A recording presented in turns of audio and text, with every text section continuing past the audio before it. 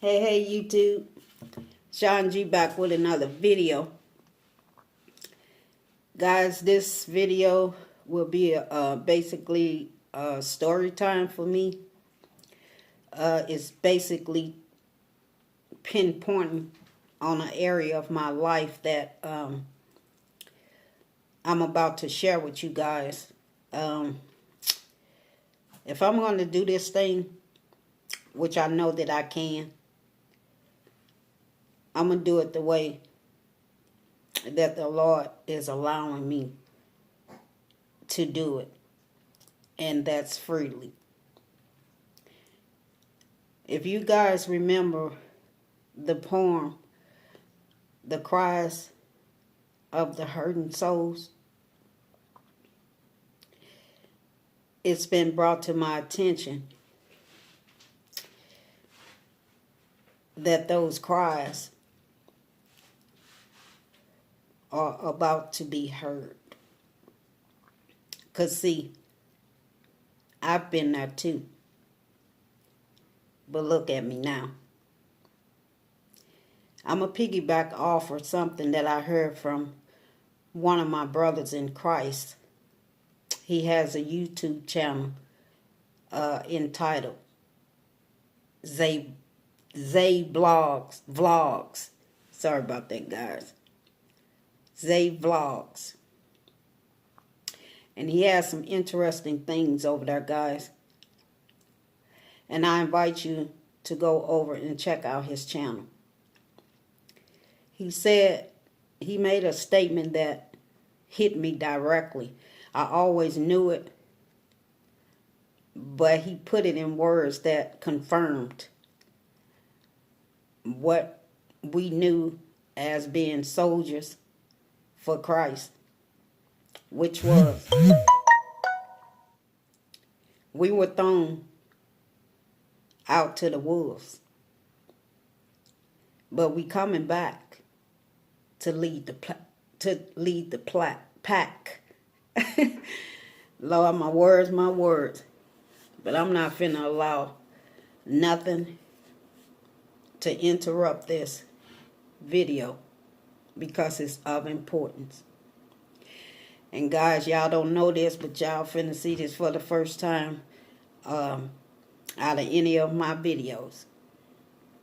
I've been known to do this. I've been doing this throughout my life. I carry a jar. You can tell it's old. I don't even wash it. I just refill it. And it's called Blessed Oil. I pray over it.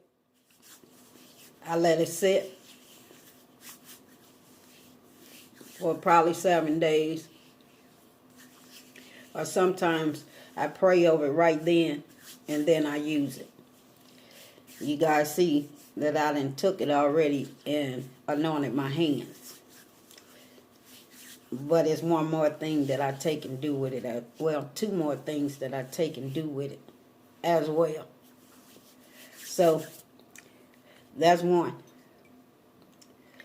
The second one, you guys, let me move this little thing right here and anoint my forehead as a sign of protection, a shield of protection. And the rest of it that I'm moving around on my fingers, I'm going to take it and I'm going to put it on my tongue.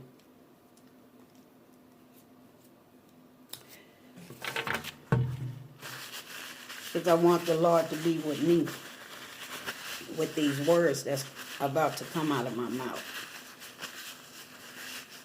Okay, guys.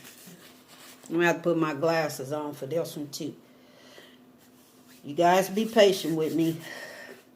I'm about to go somewhere that I thought I didn't have to go back to.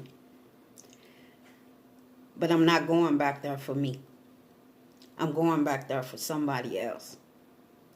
Because where I'm at right now, I'm secure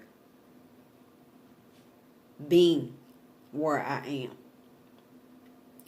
And I just want to make sure that the Lord is allowing me, Forgive me, guys. I'm trying to put this in an angle where I can really see what I'm doing.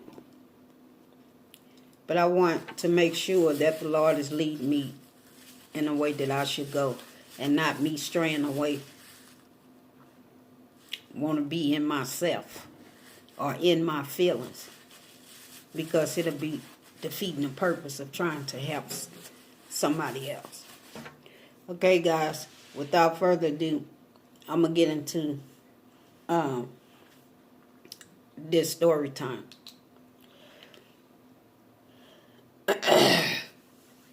As you guys can see from the title of this video, see, I've been there too, but look at me now. Guys, this will be one of the most toughest, most vulnerable, most heart-wrenching felt video, I'm going to call it a session, I may ever attend, or you may ever attend. And there's 2 reasons for this happening. 1, I always wanted to be able to open up my own non-profit organization entitled Being Open and Honest. And that's the number 1 reason why I'm making this video. The second reason will be it's time to step up. And why? At some point, and at some time, I knew I would have to. If nothing else, just to give you, whomever you may be, a peace of mind. Okay, guys, so here we go. My story begins back in 2004, 2005. I admitted myself in an institution. Some may call it a psych ward, because I did not want to go where I saw myself being, in prison, serving 20 years to life. And because I did not want to take that route, I felt my best bet was to go get some help. And that's exactly what I did. I called a hotline because I had seen something on the television, and I'm not going to go in depth because it's a part of my book, but I saw something on television, and it took me to a place that I thought that I was far, far from, but wasn't realizing it was happening all over again, as far as my mind was concerned. And this is why I say that I'm always leading from my heart, because I know my heart is good. It always have been, and it always will be. I can't say that much for my mind. My brother basically stated to me, it's a state of mind. And as long as you in prison in your mind, you will always be in that state. And it made a lot of sense to me, but nevertheless, it angered me, and I didn't want to deal with it because it was too much. It would cause an uproar if I wasn't careful.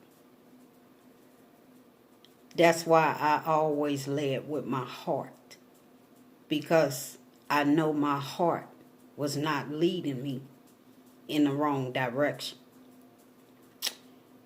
So I made a telephone call. I fell down to my knees after I saw what I saw on a news broadcast that came over my television. I had just got home from work, and my kids were still at school, and at the time my husband was at work. So they left me at home by myself. But anywho, I think I had just finished writing a poem and had cooked, made sure the kids and me and my husband had dinner on the stove by the time everybody got back home. So I happened to come in the living room, or come across the living room, and saw a newscast or a news broadcast come across the television screen. And like I said, it took me for a loop, and it basically took me right back to that state. And I couldn't shake it. And I was in the house basically trying to pace myself. And I'm talking to myself, basically talking myself out of something, because I knew if I didn't, and I walked out that door, I already knew that there was going to be repercussions, and there was going to be consequences. And those repercussions and those consequences, I wasn't willing to face, because I had a family of my own to take care of. And I was trying to fight and stay at the same time. Fight not to go, because I probably wouldn't have made it back, and fighting to stay for the sake of my kids and my husband at that time. And I was like, what am I to do? I dropped down on my knees, and I said, Lord, help me, please. Because if I go out this house, it's over for me. I need for you to help me. And I need for you to help me right now. I don't have no more time to wait. This is when I learned that the Lord will give you the willpower to stay or to go. And with me fighting, excuse me guys, I got a little bit of a sinus issue going on. But anywho, God will give you the willpower to stay or to leave. And I was tied between the two, because in my mind, it was trying to dictate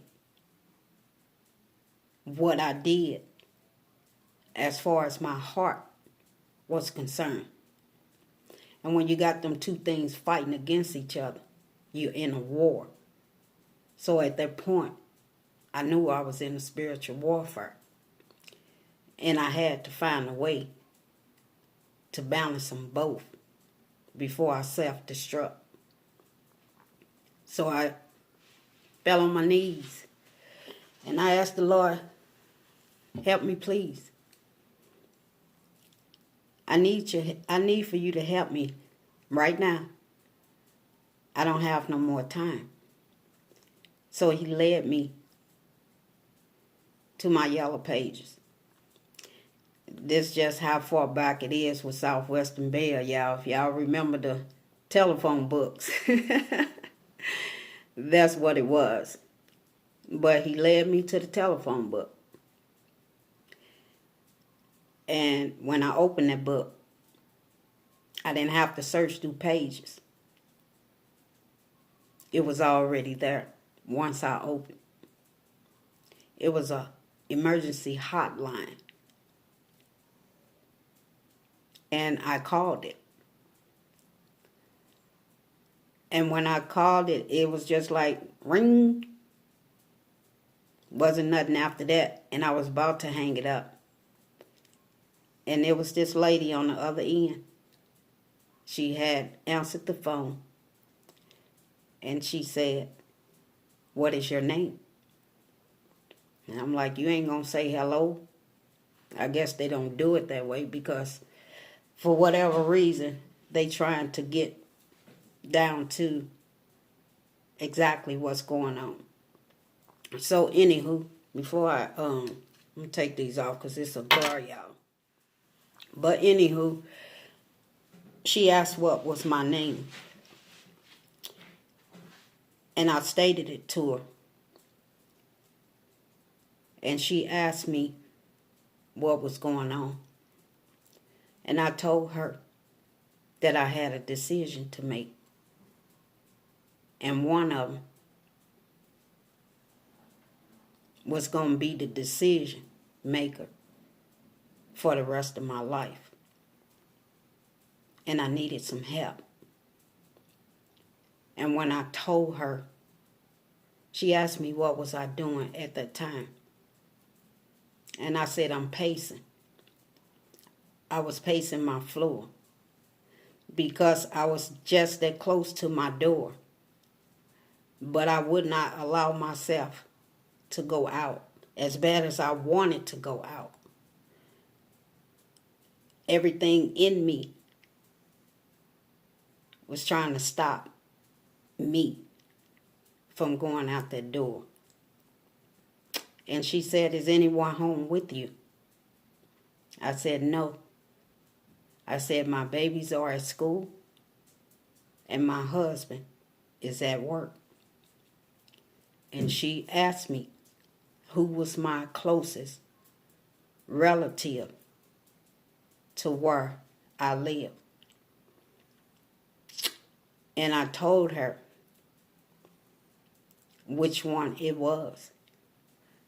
And she asked me, "Do you have her phone number?" And I said, "Yes." At this point, I felt that she was trying to calm me down. But yet, I'm still fighting with myself, pacing and looking at the front door. Mind you, I had already grabbed my keys. And she said, "Give me a second, but don't get off the phone. I'm going to still be talking to you, and I do not want you to get off of the telephone." And I said, "Yes, ma'am." She says, "How old are your children?" And I told her how old they were. She asked me how many were boys, or if they were all boys, how many of them was girls, or if it was all three girls. I answered that question too. But yet I'm still in this stance. Want to go get, but wouldn't allow myself to. I didn't know through those questions she had already made contact with one of my family members. And that caused us to be on a three-way. I didn't know that she was on the phone with me and the operator. But she was. She was putting me on hold in and out while she asking me questions. I guess by the time I'm answering the question, she on the hotline, on the other line, talking to one of my family members. So she asked me, she said, "What are you doing now?" I said, basically, I'm in my room because I had left from the door. I had went in my bedroom because like I stated, I had wrote a poem earlier on. And I grabbed it and I started reading it. And that's what I told her. I said, I'm in my bedroom and I'm reading over a poem that I wrote. And she said, can I read it to her? And I said, you would like to hear my poem? She said, yes, I would love to hear your poem. I said, okay. It's on one of my videos, guys. It's entitled Border Blocks of Border Block Ways. Actually, it's the video entitled I'm Looking for Her. It's a 3-in-1. Well, 3 different videos. I mean, three different poems on that video. But anywho, back to the story. I read it to her. And when I got done reading it to her, she said, that's a beautiful poem that you wrote. She said, are you a poet? I was like, no. Because I didn't consider myself as a poet. I just knew that I wrote poems. Never made the connection that ain't poem writers. I'm just a person that write poems. I didn't know that they was poems. I just did not know from way back then how to put words together as far as speaking. So I put them down on paper and wrote them as I knew. My life was evolving from that point. And by the time I got through answering her question, and she's saying how beautiful my poem was, it was a knock on my door. And I'm like, who? I anointed my tongue. I'm going to hold myself. I was about to curse, guys. But I said, who is that on my door? I didn't say that, but I'm saying I said that. And it was one of my family members. And she said, open the door. And I still had the operator on the phone. And she said, it's okay for you to open your door. That was the person that was closest to where I live. And I said to her, how do you know that my family member is at my door? Never dawned on me that I had gave her the number already. And she was talking to her on another line while she was talking to me. So she had her to come where I was. I guess for my own protection. This how I say the Lord work in mysterious ways. I opened the door and I seen my family member, and she gave me a hug. She just hugged me.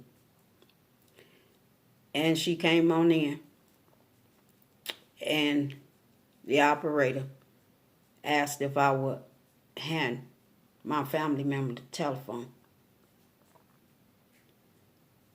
And I said, sure. I don't know what she said to her, but all I remember was my family member saying she's going to be okay. She's all right.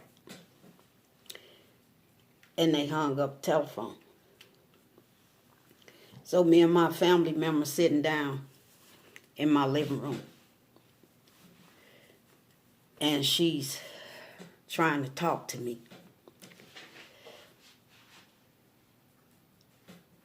Guys, I'm going to be honest with y'all. When I'm in a zone, all I know is that zone. I don't see nothing else. I don't really hear nothing else. And frankly, I don't care to say nothing else.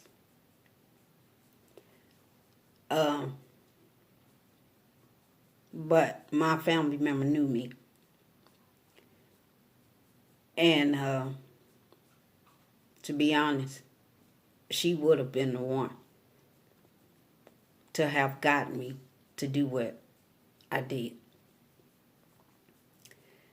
And she told me it was going to be okay. And I stood there and I looked at her after those words. And I just started busting out crying.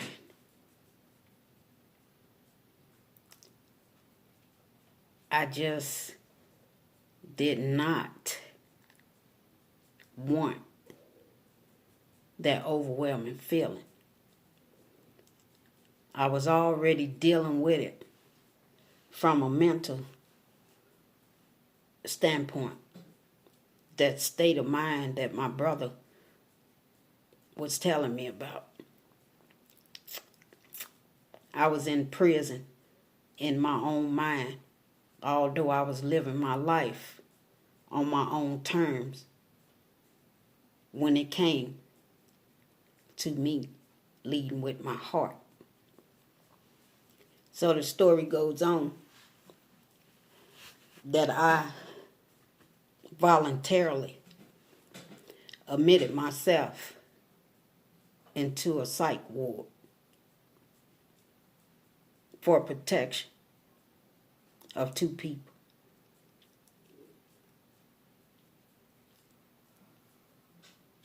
I'm thinking, because it was my first time ever in life going through something like that, much less thinking about something like that. I'm not crazy. I heard that's where crazy people go. But nevertheless, that's where anybody go that's looking for some help. I didn't feel I needed that type of help. Because as far as I'm concerned, when it comes to those type of doctors, I already know what they there for. I already know what they train to do. And that's the mind. I'm trying not to cuss. I'm not finna allow you to tamper with that no more. And I didn't realize until I signed them papers. I ain't had no choice but to follow through. But even in me following through, I made a decision. I signed myself in here. I can sign myself out. My sister wasn't having that. She said, Shonda, they're not going to let you go. You're already in here. paraphrasing, but I was already in there. She said they gonna take care of me. My sister knew I could take care of myself. I always have. And I always will. But anywho, it was a problem in there too. Because, again, after the fact.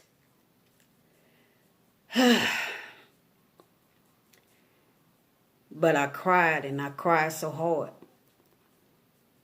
to where I gave myself, or I didn't give myself, I started back experiencing those terrible migraines. And it felt like my head was about to explode. And I couldn't do nothing else but hold it down, because holding it up seemed like it was so much weight on it. And if I just turned at the least, it's like it was going to pop open. It was hurting so bad.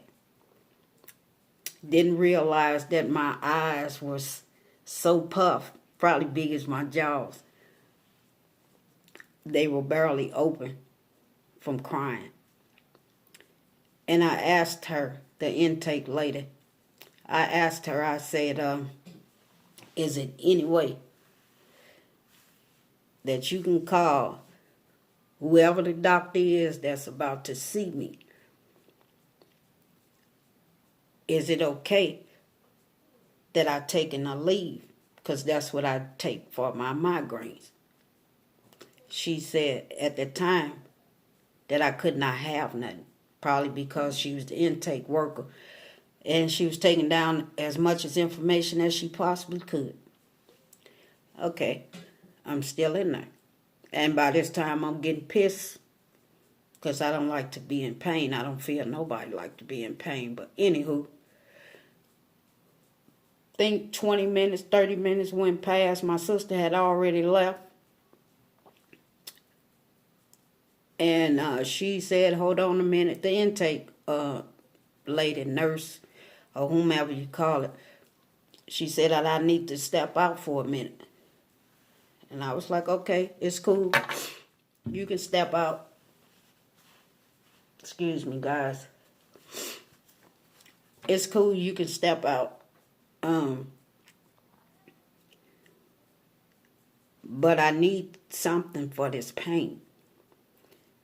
Y'all can release me and I can go home. And that's when she told me, you're not going to be able to go home. I was a threat. I looked at her, I said, what you say? She said that I was a threat. Not only to myself, but possibly to somebody else. I said, oh, okay. So me free willingly coming in here has been turned around to y'all basically locking me up against my own free will. She said I wouldn't say that. I said, well, what the fuck? Excuse me. I said, well, what would you call it? You protecting? Are you being protected from yourself and possibly the other person? So at that point, it's like I should have stayed my ass where I was. But I felt from my heart that it was the right thing for me to do. So anywho, guys, finally got okay from the doctor. I'm thinking I'm finna get a pain reliever, which is a leave, because that's what I take. I think at the hospital they call it ibuprofen. It's totally different from a leave. So she come in, and she asked me to sit up on the little bed thing they got, that she was finna to order the medicine that the doctor said that I was prescribed to take. And I told her I didn't give nobody my permission to prescribe me anything other than a pain pill for my headache. So by this time, she done came around me and stuck me in my arm. I'm scared of needles, guys. I'm like a helpless baby when it comes to needles. I guess people call them phobias. Call it what you want to. You ain't never got to worry about me and needles. Because I don't mess with them and I don't want them messing with me either. But anywho, she had stuck me just that quick. And I looked at her. And I asked her, why in the fuck did you stick me? Lord knows my heart, y'all. He's working with me, so y'all be patient. Please be patient with me. I asked her, when I looked at her, I said, why in the fuck did you stick me? And she said that we had to sedate you. Sedate me for what? All I had was a fucking headache. And by that time, I was feeling woozy. And I was like, what did you do to me? What did you inject in me? And the next thing I know, I was out, y'all. I was gone. When I woke up, and I don't know what time I woke up, how long I was out, all I know is I woke up in a psych ward up on whatever floor it was. Nurse coming in, checking on me, telling me their names because they was in and out. I don't know what kind of codes or whatever they used. I guess the medication that they inject me with. It got rid of my headache for sure. But I didn't need it to knock me out either. But anywho, whenever it was that I came to after the sedation, the doctor wanted to see me. So I goes in his office, guys, and it probably have to be a part 2 here. I'm hoping that this don't go past an hour, guys. I'm right at 38 minutes right now. So I go in to sit with the doctor, and we talking, and he asked me ignorant ass question. I'm a type person. When shit don't sound right to me, they don't sound right to me for a reason. That's why I pay attention. Remember, guys, I learned life growing up by watching folk. And listening to them too. Because I need to find out which one will work out better for me going through life. Watching them, I ranked it all. Because you can allow your mouth to say whatever your mouth wants to say. But if it's not in sync with your body language, guess what? Somebody lying. And your body only can respond to a lie. Because it'll flinch. It's going to tell something different. If you telling a lie with your mouth, your body going to tell the truth with his body. If your mouth is telling a lie, your body is going to respond with the truth.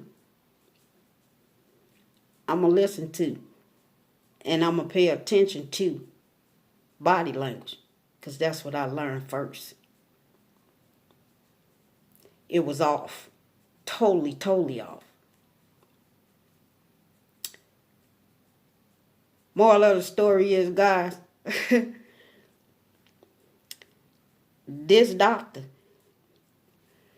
called himself wanting to diagnose me first with I can't see nothing.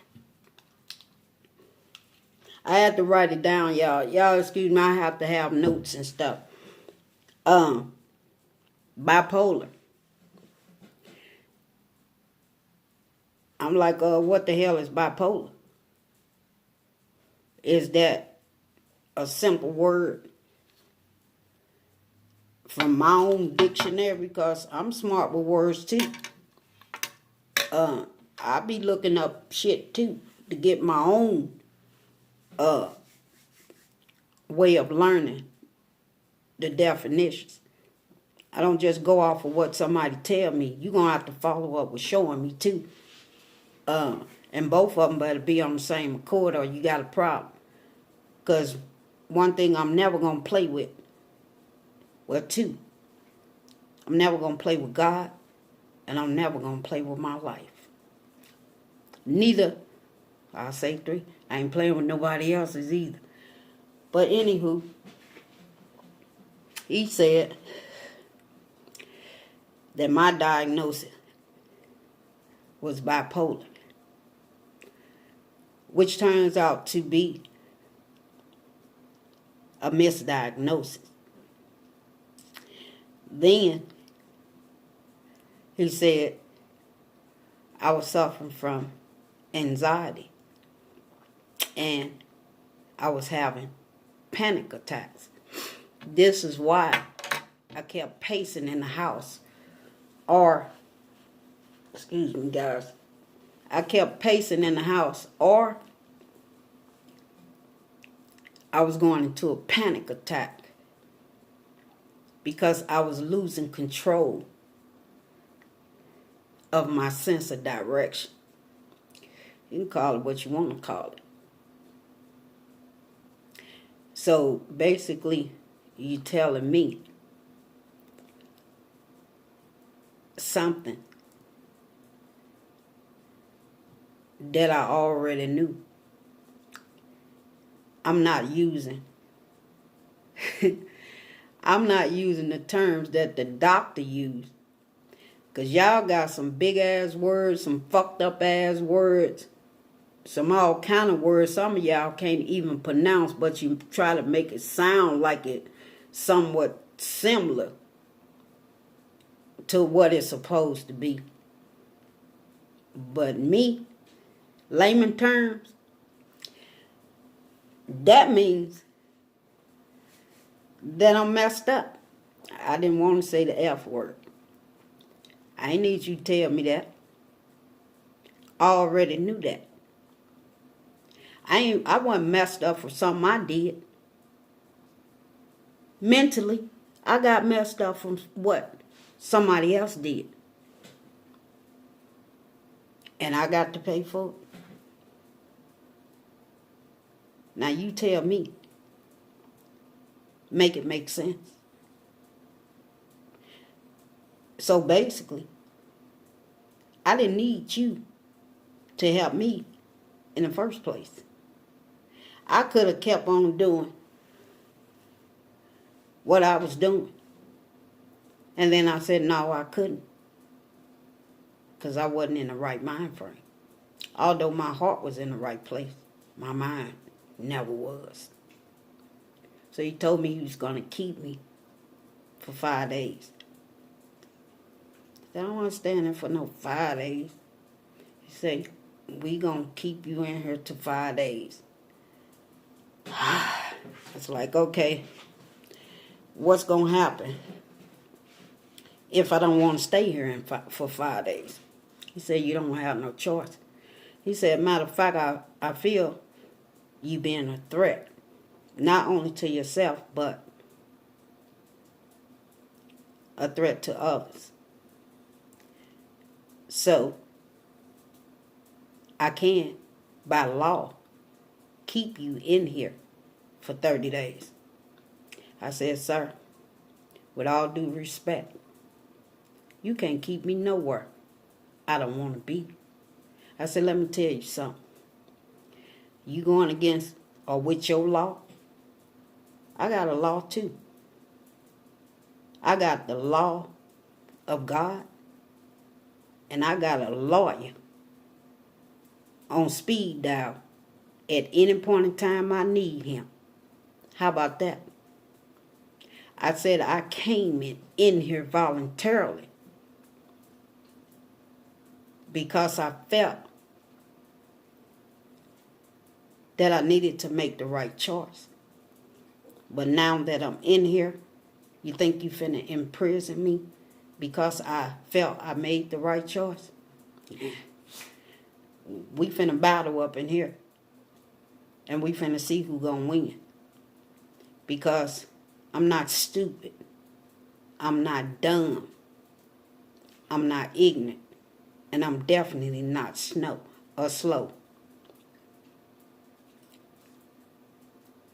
I said, well, what do you want to do? He said, that choice is up to you. I said, okay. I'm glad it is up to me. I'm going to take your 5 days. Because that's the minimum.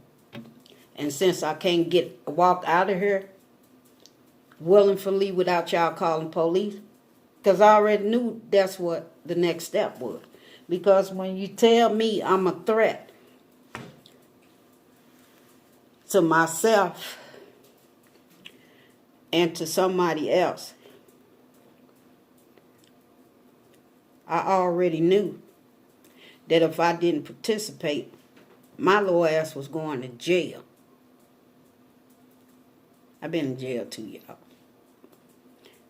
Not to stay, but to learn a lesson. I learned quick too. But yeah, guys, I stayed in there for 5 days. And in them 5 days, before my 5th day, which was the last day, I have finally got a diagnosis. I don't like people putting labels on me, but anywho, it was found that I was suffering from PTSD, post-traumatic stress disorder. That comes from when you've been traumatized from something traumatic. I know that to be true because I was. But to put that label on me was unacceptable because I already knew in my mind that I was fucked up. My mind was, not me. It was messed up in a way to where I really wasn't equipped to handle things the way other people handle them. But my mama had told me one time, we was in a conversation, that I had a bad disposition about myself. And I looked at it and I'm like, that can't be good. I ain't trip off of the big old word. I wasn't never a bad kid, really. I wasn't never a bad person, period. Just type of person don't take no shit. Because I don't got to. But I found out by looking it up what that word meant too. I see life different than most people. And I guess this is why I always say I'm a character in my own right. I do things totally different from most people. I do what works for me. And I leave what don't alone. It's because one or two reasons. One, it's not worth moving forward into it, or I then took it as far as I could. So I leave it alone. But in that state and being diagnosed with PSTD, they had group sessions. and we would be called to group session. And it's a lot of things that I witnessed while in there. And I found out that there was a professor in there from Yale. And he had lost his mind. And the way that they was treating him was totally unacceptable. And I'm the type of person, I'm a protector, guys. If y'all ain't peeped that, if y'all ain't peeped that about me, stay tuned. Y'all better understand why I'm the way that I am, if y'all haven't peeped that already. But anywho, guys, I witnessed a lot up in there. But the medication that they put me on, I fought, because it was further turning me into something that I never wanted to become. As a drug addict. I never was a drug addict. I grew up around it.